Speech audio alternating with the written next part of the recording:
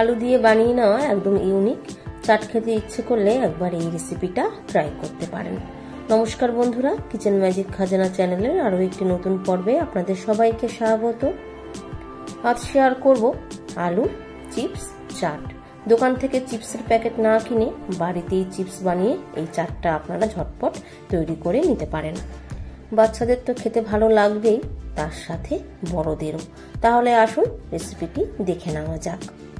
নিয়ে নিয়েছি একটা মাঝারি সাইজের কাঁচা আলু জল দিয়ে পরিষ্কার করে ধুয়ে নেওয়ার পর খোসাটা ছাড়িয়ে নেব। খোসা ছাড়িয়ে নেওয়ার পর এবার আলুর চিপস বানানোর জন্য যেই মেশিন বা যেই কাটার আমরা ব্যবহার করে থাকি সেটা দিয়ে আলু স্লাইস করে নেব। আলু স্লাইস করে নেওয়া হয়ে গেছে। এবার একটা জায়গার মধ্যে তুলে নিয়ে জল দিয়ে 3 থেকে 4 বার আলুগুলো খুব ভালো করে ধুয়ে নেব। 3 থেকে 4 বার জল পাল্টে পাল্টে আমি আলু স্লাইস খুব ভালো করে ধুয়ে নিয়েছি। এবার আলুর জায়গাটা সাইডে সরিয়ে রেখে নিয়ে নিয়েছি একটা স্টিকের মধ্যে আলুর স্লাইস আমি একটা একটা করে গেঁথে নেব। একটা একটা করে আলু স্লাইস নিয়ে এইভাবে মাঝ বরাবর গেঁথে নেব, ঠিক যেভাবে আমি ভিডিওতে দেখাচ্ছি। এক একটা স্টিকের মধ্যে 4টে করে আলু স্লাইস ধরবে, তো সেইভাবেই আমি বানিয়ে নেব। একটা তৈরি হয়ে গেছে, যাতে আলু স্লাইসগুলো স্টিক থেকে না বেরিয়ে যায়, তো সেই কারণে একটা ছোট আলুর টুকরো নিয়ে আমি এইভাবে সবার উপরে গেঁথে দেব। এতে কি হবে, আলু স্লাইসগুলো স্টিক থেকে বেরিয়ে আসবে না, বেশ সুন্দরভাবে সেট হয়ে থাকবে। এটাকে এবার একটা প্লেটের উপরে রেখে দিয়ে একইভাবে বাকিগুলো আমি বানিয়ে নেব। সবগুলো তৈরি করে নেওয়ার পর চলে যাব পরের স্টেপে।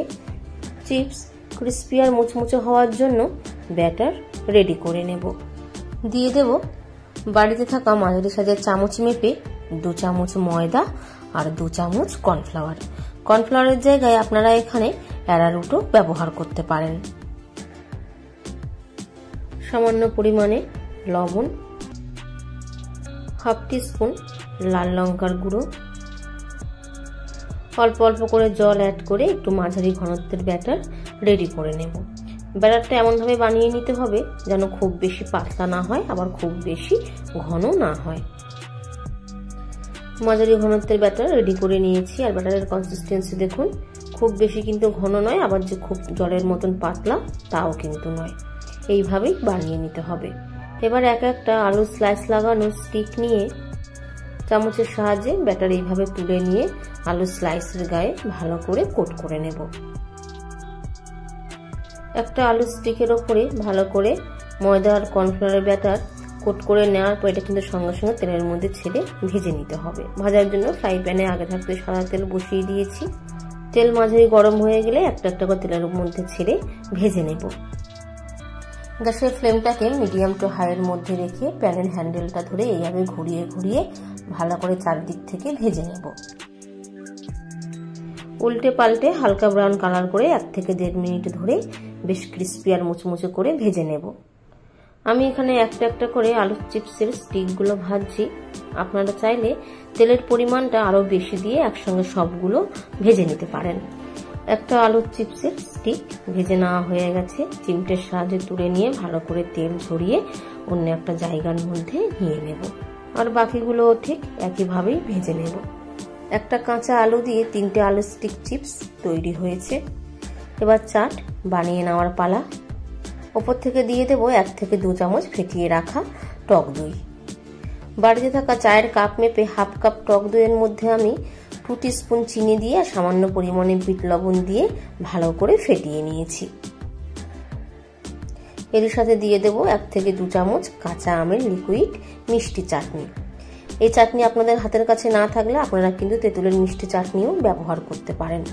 এটাও 1 থেকে 2 চামচ এইভাবে স্প্রেড করে দেব। 2 রকম চাটনির রেসিপি কিন্তু আমার চ্যানেলে দেওয়া আছে, মানে কাঁচা আমের লিকুইড মিষ্টি চাটনি আর তেঁতুলের মিষ্টি চাটনির রেসিপির লিংক নিচে ডেসক্রিপশন বক্সে দিয়ে দেব, আপনারা একবার চেক করে নিতে পারেন। এবার দিয়ে দিচ্ছি পুদিনা ধনেপাতার চাটনি। আবারও একইভাবে ওপর থেকে দিয়ে দেবো টক দই, কাঁচা আমের লিকুইড মিষ্টির চাটনি আর পুদিনা ধনেপাতার চাটনি।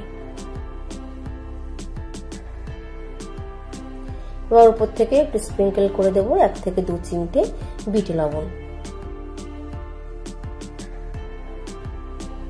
এর সাথে দিয়ে দেবো অল্প একদম ছোট করে কুচিয়ে নেওয়া শসা, অল্প টুকরো করে কেটে নেওয়া টমেটো, সব শেষে ওপর থেকে ছড়িয়ে দেব বেসনের ঝুরি ভাজা বা ভুজিয়া, আর তার সাথে অল্প পরিমাণে ধনেপাতা কুচি। তৈরি হয়ে গেছে সম্পূর্ণ নিরামিষভাবে বানিয়ে নেওয়া আলুর চিপস চাট। বাচ্চা বড় সবারই খেতে খুব ভালো লাগবে, তাই অনুরোধ রইল রেসিপিটা বাড়িতে অবশ্যই ট্রাই করবেন আর কমেন্ট বক্সে জানাতে ভুলবেন না কেমন হয়েছে। যদি আমার রান্নার রেসিপি আপনাদের ভালো লাগে তাহলে ভিডিওটিতে একটি লাইক দেওয়ার অনুরোধ রইল, আর চ্যানেলে যদি নতুন বন্ধু হয়ে থাকেন চ্যানেলটি সাবস্ক্রাইব করে নেওয়ার অনুরোধ রইল। তার সাথে পাশে থাকা বেল আইকনটা অবশ্যই প্রেস করে দেবেন, যাতে আমি যখনই কোনো নতুন রেসিপি আপনাদের সাথে শেয়ার করি নোটিফিকেশন আপনাদের কাছে পৌঁছে যায়।